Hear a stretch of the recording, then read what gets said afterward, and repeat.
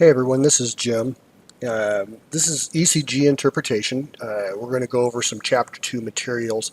I want to make sure that you've read Chapter 2 completely before you watch this because I am not, repeat, not going to go through the whole chapter in depth. There is another video that talks about, that displays a way of doing counts and rates, and you could look at that, which is also in Chapter 2. But so let's get started. What I'm looking at on the screen, or what you're seeing on the screen, is Chapter 2 electronic version of the 5th edition. I do not have 6th edition on electronic, and I wanted to be able to show this. So one of the things that's really amazing about the heart is it's got two main properties. One of them is mechanics, and the other is electronics. So mechanical and electrical. The electrical can be functioning, which is what you would see in your ECG, your electrocardiogram, but the mechanical may not be actually pumping. The heart might not be actually pumping. And so we always want to think about our whole patient when we're dealing with the tool of the electrocardiogram as well as the patient themselves, that you do have the two properties. So what you have on the screen before you is electrocardiogram, and you see a heart rate of about 80. It appears to be a normal sinus rhythm, which we will get into soon. And in essence, on this case, we have a patient that is actually dead. They have no pulse. And so if I look at the monitor, it looks like they're alive. I check their pulse, it would be absent. This is pulseless electrical activity. It's a cardiac arrest rhythm that you'll learn about later on. But again, we have two properties of the heart. Electrical, that's started by ions, and in this case, the electrical is not stimulating the muscle of the heart, and so the heart would not be pumping. This is one of the main reasons I frequently check a patient's pulse to see if it matches what you see on the monitor.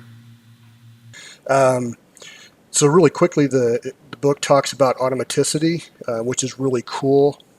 It's basically the process where the heart can beat on its own. It's all based on the ions that are in the body. Muscle contractions can do the same thing, but automaticity is really specific to the heart. And I have a video that I'm going to show here in just a few moments that'll show you there was a man that actually removed a heart out of a turtle that he was getting ready to cook, and the heart was still beating. And like I said, it's pretty amazing. From the mummy movies, there's the one time where the mummy grabs the person's heart out, and it still beats, and that'll actually happen. So the way that the ions go back and forth through the cells requires a pump to help stabilize the actual cell, and it requires energy, and that's where if there's no oxygen, that process will end. It will no longer happen, and so the heart will beat.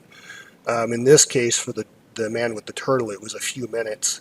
A person's heart, it could go maybe even longer, but pretty interesting. The book does a really good job of describing and showing pictures about the actual potentials and the passage of ions and the depolarization which is occurring here and the repolarization which is occurring, how the ions work. In this case, we're looking at a ventricular action potential, but for the heart to actually have the electrical rhythm created in a systematic way, then the action potentials are slightly different. You don't really have to know in depth some of this information. It's just pretty interesting how it goes about doing it. I'm going to show you a picture now that's basically showing how the action potential lays over the ECG, and you can see the ventricular action potential and how it aligns with the QRS of the ECG, which the QRS is the depolarization of the ventricles.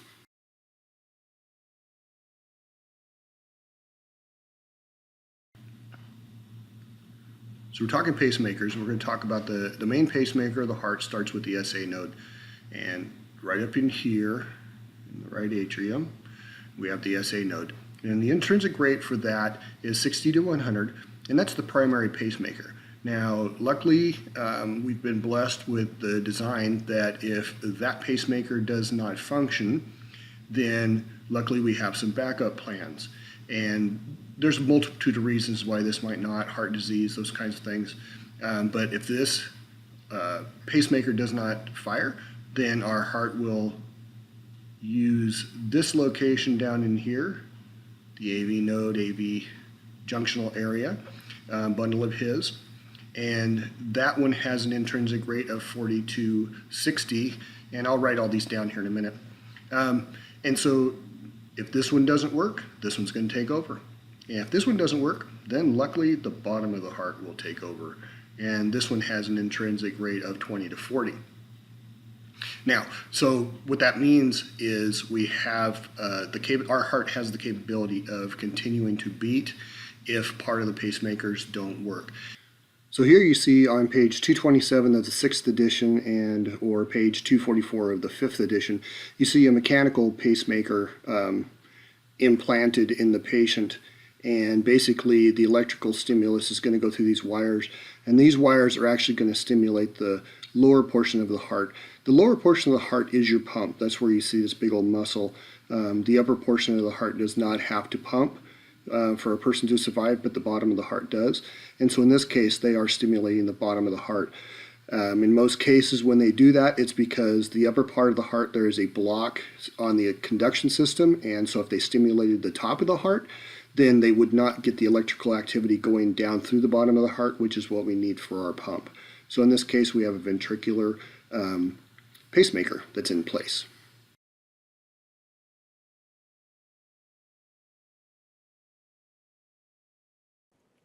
So a couple of moments ago, we discussed the automaticity of the heart and its ability to create its own electrical impulses.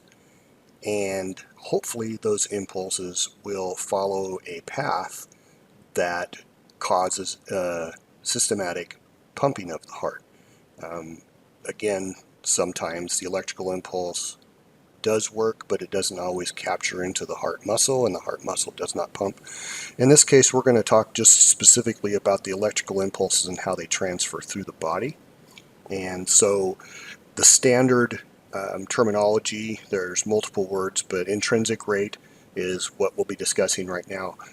But so for the typical heart, we will start up in the SA node, and the electrical impulse will move across the heart.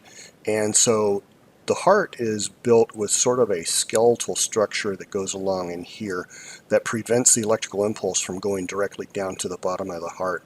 And the purpose of that is we want to have a systematic impulse go across the muscle at the top of the heart. We would like to have the top of the heart pump before the bottom of the heart, because the idea is that the extra blood that is stored up in the top of the heart will get forced into the ventricles, overfilling the ventricles, which consequently makes it so you get a better pumping action when the muscle of the ventricles pumps out to the body or to the lungs. So this skeletal system that's across here only has areas, supposed to only have areas that go in a specific pattern. Later on you'll read about some of the problems that some people occur when they do have a break in that skeletal system. Anyways, so top of the heart, SA node. The electrical firing will occur. It's going to go down across the electrical process through here like this over to the other side using the internodal pathways and the interatrial pathways that go across the top. The idea is that this electrical activity will cause a pumping action. It's going to travel down to the AV node. All these impulses will travel across the heart down to the AV node, where it's basically a gatekeeper that slows things down so that the top of the heart has a chance to squeeze the blood out and forcefully put it into the ventricles. Then it's going to travel down through this fashion, going down through into the Purkinje fibers and causing the electrical impulse to cause the ventricles itself to squeeze the remaining blood out into the system. Hopefully that's understandable. Again, the idea that we're going to talk about here is the intrinsic rate, because if this SA node decides that it's not going to work today, we do have the backup mechanisms of the AV node, and if that neither one of those work, then the ventricles will take over. And that is what this portion of the video is going to discuss. I just remembered I had a really cool video of the structure of the heart and the muscle itself, showing how the muscle strands are wrapped around so that when the cardiac muscle contracts, it actually causes sort of a ringing action, like wringing out a rag. The picture also shows the skeletal area that we talked about a minute ago. Right across here is where it's going to be to prevent the electrical activity that's in the top of the heart from racing straight through the heart. We have to have an organized fashion that it's going to electrical impulse in the top of the heart is going to systematically cause the top of the heart to pump, pause, and then the bottom of the heart will pump. The atria on this picture have been removed. As you can see, we're just looking at the ventricles. Blood will fill into the heart, dropping down into the ventricles. The atria will fire, causing them to squeeze the blood into the ventricles.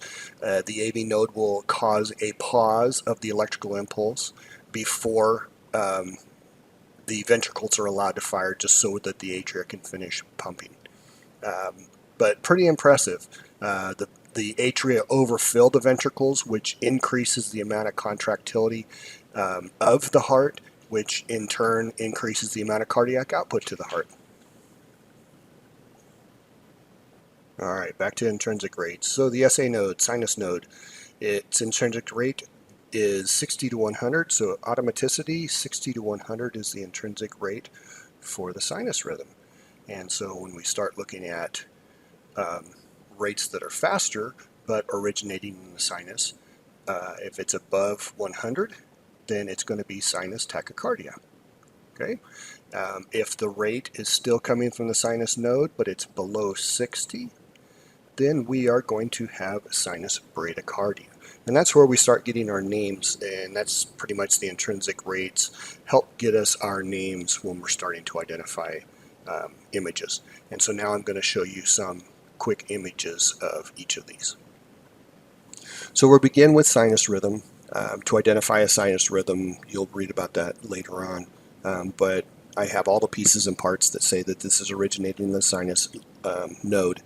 And so I have a rate between 60 and 100. I'll count the QRSs, and that's telling me that this electrical impulse is beginning up in the SA node.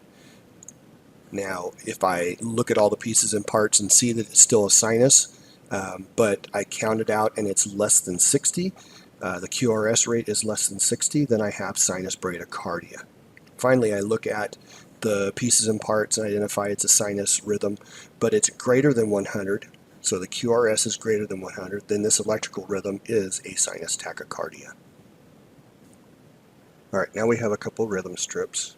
In this case, I've identified this one as a sinus and this one as a junctional, and that's based upon what the pieces and parts and how they look. This whole process that we're talking about, it's going to go back to the intrinsic rates, but I just wanted to show you that there were some differences that we were able to identify. And again, pieces and parts of this one identify it that it's a sinus, and pieces and parts of this one identify it as a junctional. Okay. The details you'll learn later on in future chapters. But back to the intrinsic rate. So what we're talking about here is that the origination is beginning in this location down in here. So the SA node, for some reason, didn't start the electrical activity. There was a pause for some reason. The AV node realizes that it needs to pick it up, so it goes ahead and starts the firing. So what we'll have is we'll have an electrical pathway going this way, and then we'll have the electrical pathway going this way. That's why it looks similar to the SA node firing, but it's not completely. Okay? Continuing on. And in your book, this will be in the book, so this is a sinus, and all three of these are identifying a junctional, and just location of where it's starting the junction. More detail in the junctional chapter. Intrinsic rate for a junctional, because we don't want it to start at the exact same time as the SA, the heart has the properties to where the intrinsic rate is actually slower. So the QRS is 40 to 60 for a junctional. So I count along here and count the number of QRSs, and that gives me my 40 to 60, and that is a junctional rhythm. If I have a rhythm that's greater than 100 and I still identify the pieces and parts as a junctional, then this is a junctional tachycardia. When I get to this one, I see that it's slow and I identify the pieces and parts as a junctional, then because it's less than 40, it is a junctional bradycardia. Okay, so review, junction. The junctional rhythm intrinsic rate is between 40 and 60. Junctional tachycardia is greater than 100. Junctional bradycardia is less than 40. But what about that range between 60 and 100? Well, that's where we get a new word. It's called accelerated junctional. And so in this case, we have an accelerated junctional rhythm. It's between 60 and 100. I would count the QRSs and identify that. And again, the pieces and parts identify it as a junctional. Okay? So to recap, junctional, QRS, 40 to 60 intrinsic rate. A bradycardia, slow, QRS is less than 40. An accelerated junctional would be a rate between 60 and 100. And junctional tachycardia is greater than 100. So finally, ventricular rhythms. So if I look at my ECG strip like the one you see here and I go, ah, then that's not a good thing. So big and ugly. Basically the reason is because the firing is originating from the lower portion of the heart. Okay? So basically the main pump is working, which is good, but that just means that there's something going on with the electrical components up here, and it's big and ugly, and I'm a little concerned. Alright, so ventricular rhythm, we see the pieces and parts that identify it as a ventricular rhythm, big, fat, and ugly.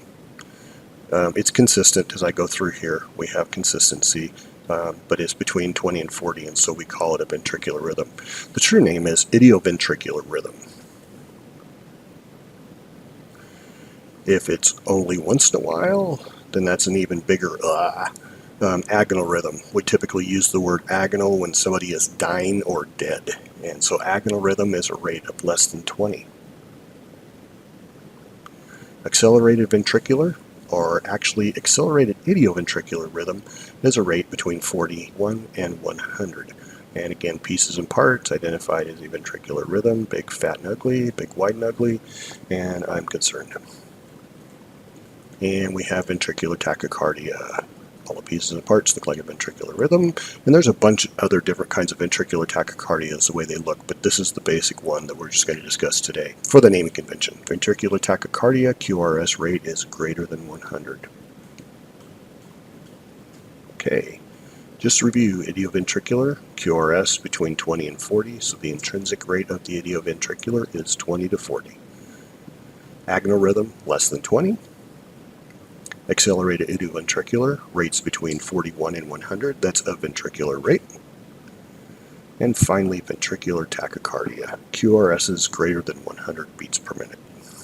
So basically back to the beginning of what we were discussing, review. Gotta love terminology. Inherent, intrinsic, and natural rates are the rates at which a pacemaker of the heart normally generates its pulse. So automaticity of those regions are what identifies the intrinsic rates. So without any other stimulus, the sinus region intrinsic rate is between 60 and 100. Without any stimulus, the junctional region intrinsic or normal rate is a QRS rate of 40 to 60.